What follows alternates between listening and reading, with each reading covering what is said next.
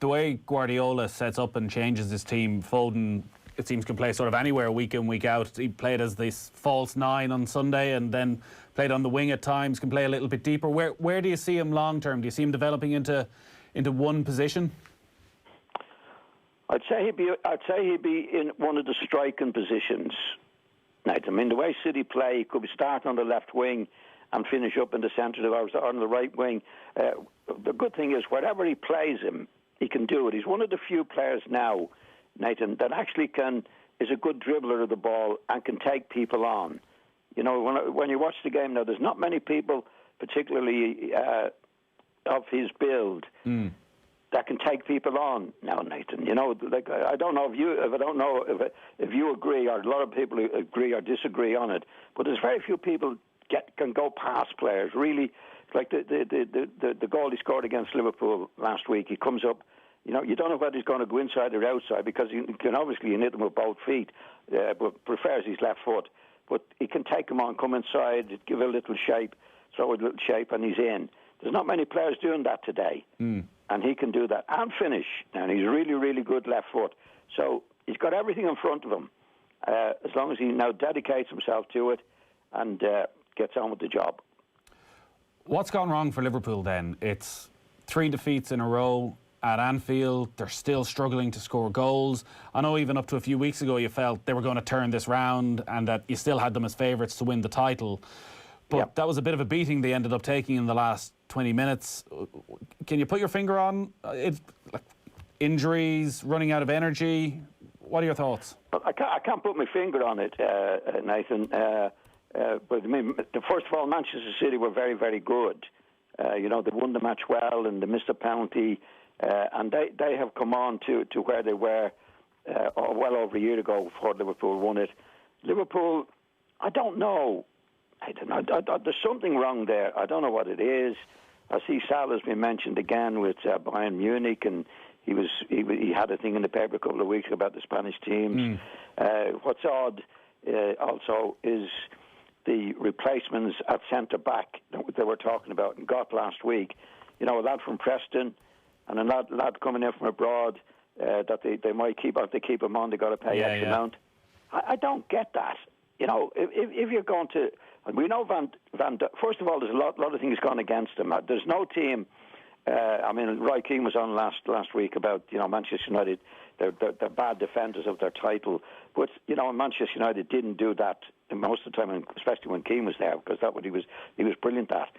But nobody had the circumstances at Manchester United's time that we have now with this virus and the injury situation that Liverpool have had. You know, I don't remember anybody defending the title had those things going against them like Liverpool have.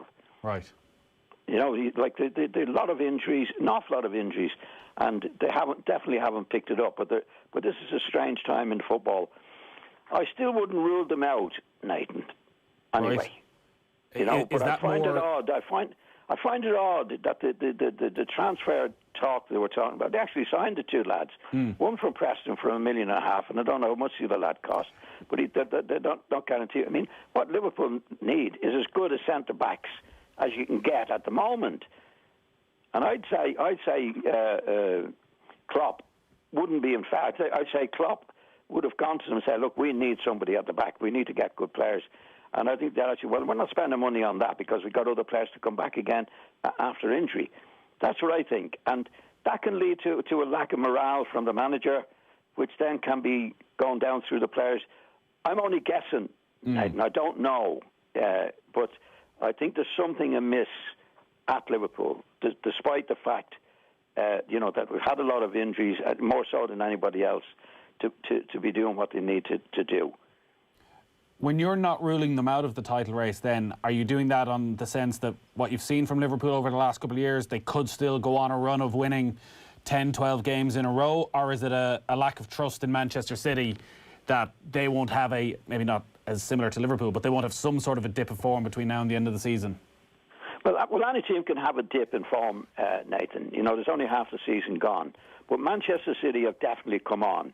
You know, they got Diaz and John Stone back to form that they didn't have. That's a back two that they haven't had since Company left. So, you know, I think Man City are doing their stuff. as well as they can do it. Liverpool aren't. But I wouldn't write Liverpool off with the players that they have, that they can suddenly become so bad.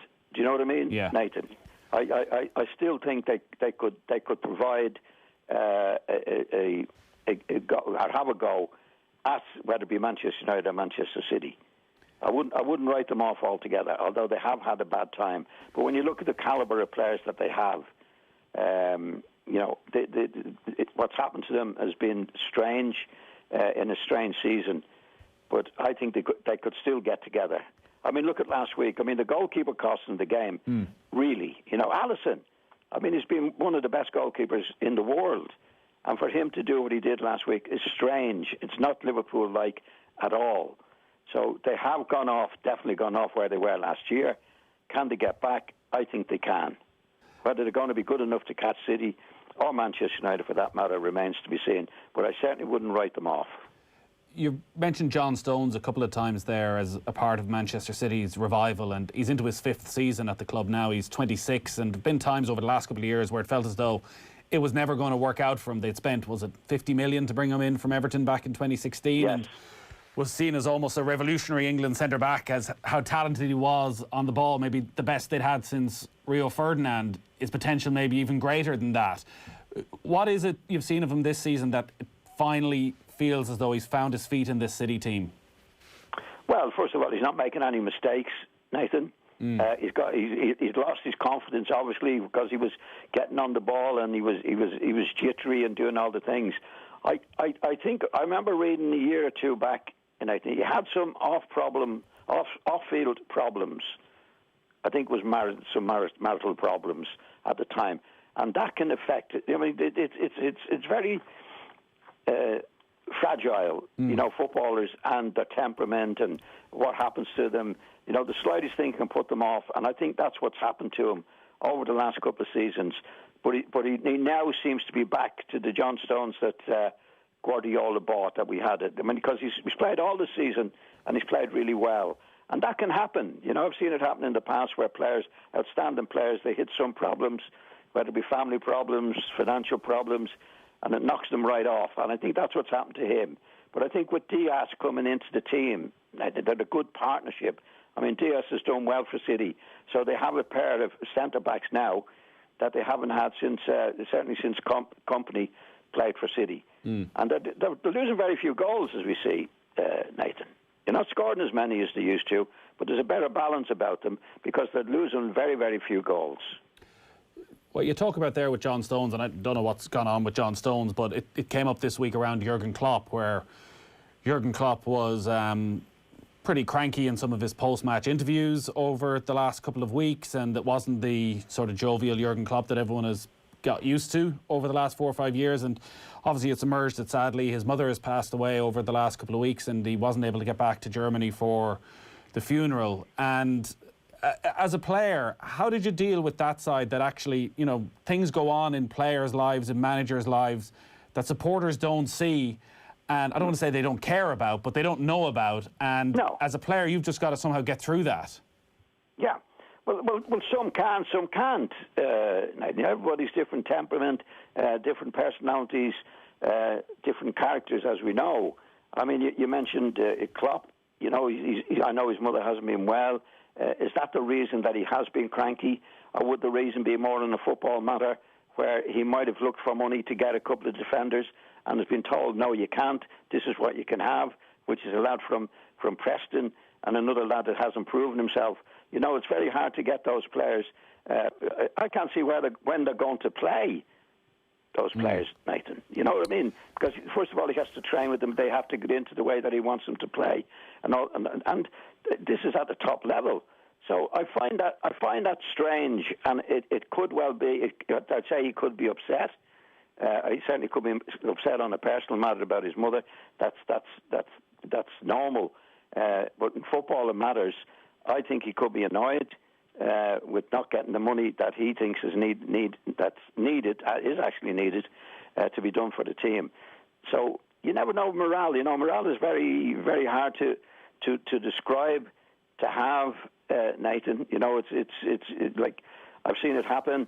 I might have mentioned again when I was at Leeds. you know, a great team, a great lads, great set of lads. Brian Don Reevy left, Brian Clough comes in, we're finished after 44 days. You know, it's very hard to describe morale. And I'm only guessing now. I don't know what's happened at Liverpool, but they're not the Liverpool that they were last year, that's for sure. And obviously injuries can account for a lot of that. But is the morale in the club? Is Salah got upset? Has he upset anybody? He was definitely hinting, and more than hinting, that he wants to move a couple of weeks ago.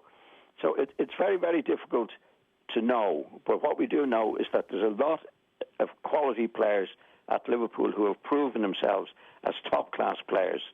And a lot of them, most of them, the vast majority of them, are still there. Yeah. You mentioned Leeds. I do want to talk about Leeds. We need to take a quick break, though, and then we'll chat about Leeds again with John Giles.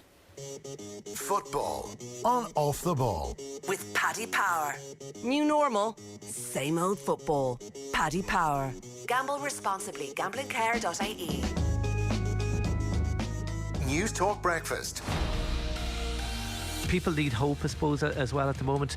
Realistically, will people be able to go on holidays in this country, down the country? Will they be able to go on holidays I would hope so, do you think? I would hope so, yes, this summer. I think the vaccination will be well underway by summertime. The springtime always brings hope, and the longer days and the better weather, greater possibilities for outdoor activity. That will be a healthier time for us, and we will have a significant critical mass of people vaccinated. News Talk Breakfast with Ciara Kelly and Shane Coleman. In association with AIR. Weekday mornings at 7 on News Talk. If I learned one thing in the last year, it's that falling into debt can happen to anyone. Luckily, I heard about the ISI, the Insolvency Service of Ireland. Their professional advisors can help you restructure or even write off your debt. The first thing they said to me was, every debt problem has a solution. I can still feel the relief. So if you're worried, visit their website backontrack.ie or free text Get Help to 50015. The ISI. Together, we'll get you back on track. Where does a good idea come from? At Square One, the award-winning design and development agency, a good idea can come from anywhere. That first meeting with a client as part of extensive research and talking to users. We take good ideas and turn them into great products. Maybe that's why Square One is trusted by some of Ireland's biggest brands. Everything starts at Square One. For online, web and mobile solutions, big and small, look for the number one. Find us on social and at square1.ie. Hi, Teresa Mannion here with a road safety alert for bad weather. Black ice is one of winter's biggest hazards and is hard to see. Watch out for sheltered or shaded areas on the road, under trees and near high walls.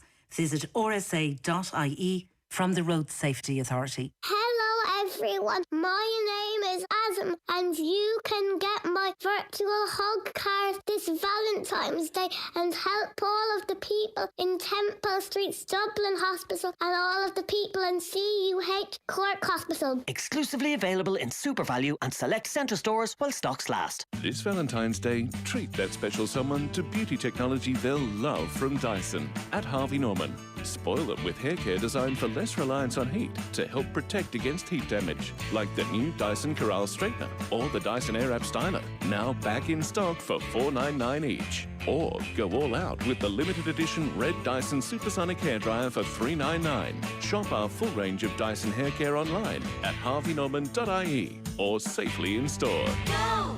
DMX Dublin is back. And this year, we're bringing Ireland's largest marketing event to you, virtually on March 25th, featuring incredible keynote speakers from Byron Sharp himself to Sil Saller and Mark Ritson, and other great speakers to be announced. DMX Dublin brings you the best, online on one stage in one day. For anyone looking for real insights to deliver real impact in their organisations, DMX Dublin is the must-attend marketing conference of the year. Sign up now at dmxdublin.com, supported by Media Central and News Talk. In 1940, in Oak Park, our great-granny Brett had 4 sons. Hungry fellas. So she set them to growing corn to feed the pigs, which were raised and cured in Oak Park. Now we 2 brothers, John and David, still craft insanely good rashers here in Tipperary, from field to fry-up, like Great Granny used to make. And then add some new twists, like Great Granny didn't used to make. Oak Park.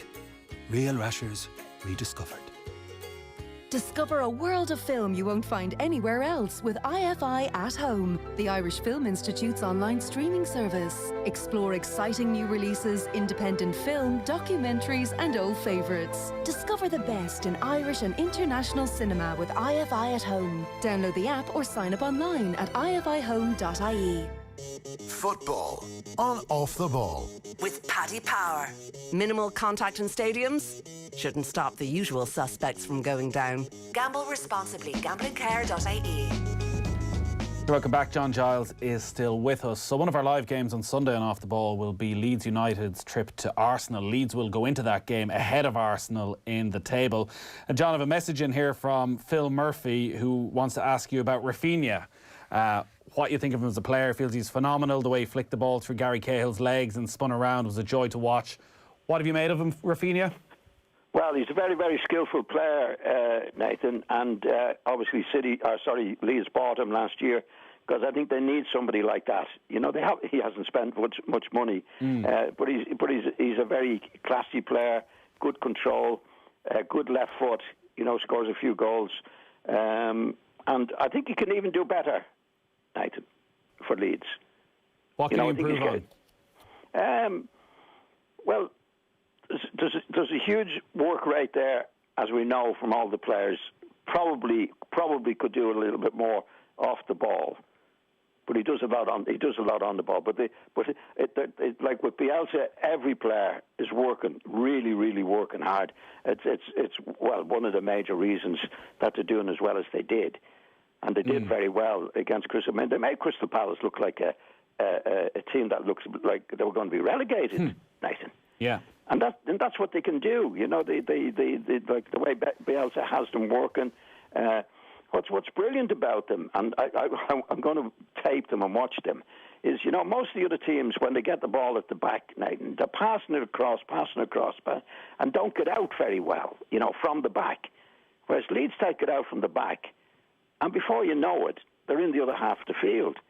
Now, I think one of the reasons would be that he's encouraging the defenders to take a chance in getting into position to receive the ball. Because a lot of defenders are very cautious. Oh, no, if I go there, it's a bit dodgy. If I lose it, it's going to score. Where I think he's telling them, listen, I'll take responsibility for it. You just do it. You know? And that's what they do, Leeds. And then they're on their way, you know, to the opposing. And they're on the way in numbers to get into the opposing penalty box. Now, it doesn't happen all the time. I think they will still be inconsistent, Nathan. I think I said from the start of the season, they'll win matches you don't expect them to win, and they'll lose matches you don't expect them to lose. But they'll be the same every week. Yeah. There'll be no sitting back. There'll be nobody, parking the bus, as they say, with Bielsa, and always exciting to watch. It is the work rate and the intensity that they play with that sort of takes your breath away every time, and that never seems to end, because there was, again, at the end of the Palace game where they almost added a third. They had committed 4 or 5 men forward, and I saw some analysis that, well, that shows Leeds that they're still willing to commit the men forward, and didn't almost show what happened next, which was when it didn't work out, those 5 players tore back down the pitch to try and win it again. That everybody in there, again, the brilliance of Bielsa seems to, he's got total buy-in to what he wants to do. Well, what I found in football, Nathan, first of all, defenders being defenders are little bit wary of getting into certain positions where they might lose the ball. It's a sort of a natural reaction. That's what defenders do. But when you get the likes of Bielsa, I think he definitely tells them, I want you to do it. In other words, if you lose the ball, it's my fault. But I want you to do it. I'm telling you to do it. And if you lose it, you lose it. And what good managers do, they free people to do things like that, Nathan. Do you know what I mean? You might have, at the other end of the field, a good dribbler of the ball. Get on it. Take the fella on. This is from the manager's point of view. If you lose it, you lose it. Right? So the idea of managers, in my opinion, is to free players of the responsibility of that. Yeah. Do you know what I mean? Does it show, John, how a lot of managers are inhibiting players from showing what they're about? Because those Leeds defenders that you're talking about have all come up through the lower leagues. Like, they spent money in the summer on centre-backs, but they're injured. But the likes of a Luke Ayling at right-back, who fits the game plan to perfection is a player who's been around Leeds, who has never really shone before Bielsa. That actually, a lot of players have this within them. They're just so stuck to a structure, they're not allowed to show it. Well, exactly, Nathan. I'm trying to explain. I'm not explaining very well. That it's a freedom. I'll give you a little example from my own thing in management, and I don't want to be patting myself on the back. When I went to West Brom first, the two lads at the back, we had John Weil and Ali. Anyway, the two lads at the back, and Don Howe had been there a few years before them, and I think Don told him, don't go in there, because if you lose it, we'll lose a goal. Yeah. Right? And when I got there, I wanted them to come into the play. I was playing with them. When I come in, I said, come into the play. Well, they said they couldn't do it.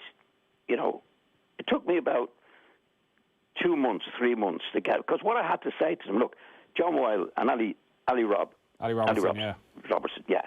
I said, look, John, if you come into it and lose the ball and they score, it's my fault. Same with Ali. Ali, if you lose it, it's my fault. If they score, it's my fault. So just come into it. You're not responsible for that, right? Because what happens with defenders, you see, most forwards don't want to chase defenders when they come out. Forwards, that's not in their nature, right? So I had to explain to you, look, if you come out, what you'll do is you'll leave the centre forward behind you, right? And in the other position, we would be saying, you get back and just come into it. And it did, and they did. They did do it. And I said, I'm responsible for it. And that's what the managers, and you said, and I think Bielsa says that, and managers do that. And he's exceptional, because a lot of managers will say, no, I don't want you to do it, because if you lose it there, we're going to concede as a goal. I'd say the majority of managers say that. I think Bielsa says to them, I'm insisting that you come into it. And as soon as we get the ball, the fullbacks come into it. Everybody comes into it. And that's what you see. But the defenders and players like Leeds lads that he has don't do that naturally, Nathan. What they do is they're cautious naturally. Defenders are cautious naturally. If I go in there and lose the ball, you have to take that away from them. If you go in and lose it and they score, it's my fault. Just do it. And that's what I think. I think he insists on it with the players in a big way. Just briefly on Patrick Bamford, who scored again, comes across as a really good guy when he was doing the post-match interviews. 12 league goals now, which I don't think was fully expected of him. What have you made of him? I didn't expect. I thought he'd get 10 goals in the season. I didn't think he had it in him, And he's done. And no, to be fair to him, he's done exceptionally well. He's up there with the leading goal scorers, which is great. I didn't expect it of him. I don't think he's a natural goal scorer. I mean, even at the weekend there, he got through and he made a terrible mess. But he scored enough to keep him up there with the top scorers. And everybody around him, like you see it with Leeds, when they make a break from being in defence, the 6 white shirts in the box. It doesn't happen by accident, Nathan. Yeah. I'll tell you what I said to somebody last week. I don't think I said it on your programme. It caused a little bit of controversy. If I was Manchester United, I'd come over and take him tomorrow. Really? Yes. Ahead of Martial, ahead of Cavani?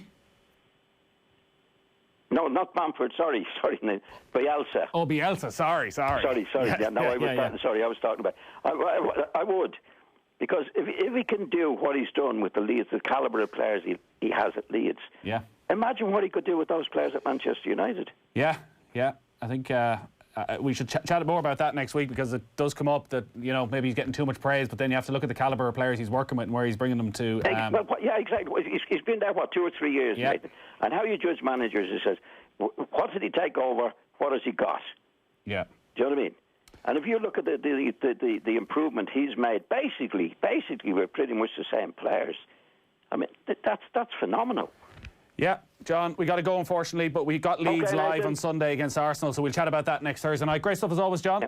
Okay, thanks, Nathan. John Giles there. We got Conor Howard and Vinnie Perth coming up in the football show.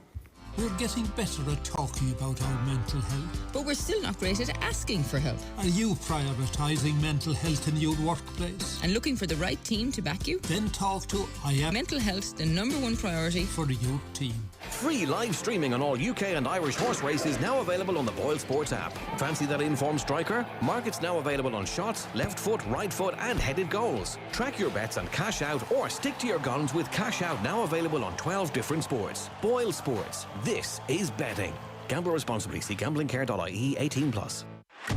At Guaranteed Irish, we believe enterprise is at the heart of thriving communities. Did you know Sudocream's name came from the Irish pronunciation of soothing cream? Still manufactured by Teva in Baldoyle today, Sudocream has been soothing skin since 1931, making it a staple in Irish households whilst also supporting Irish jobs. Guaranteed Irish welcomes companies that are altogether better choices for our communities. So look out for it.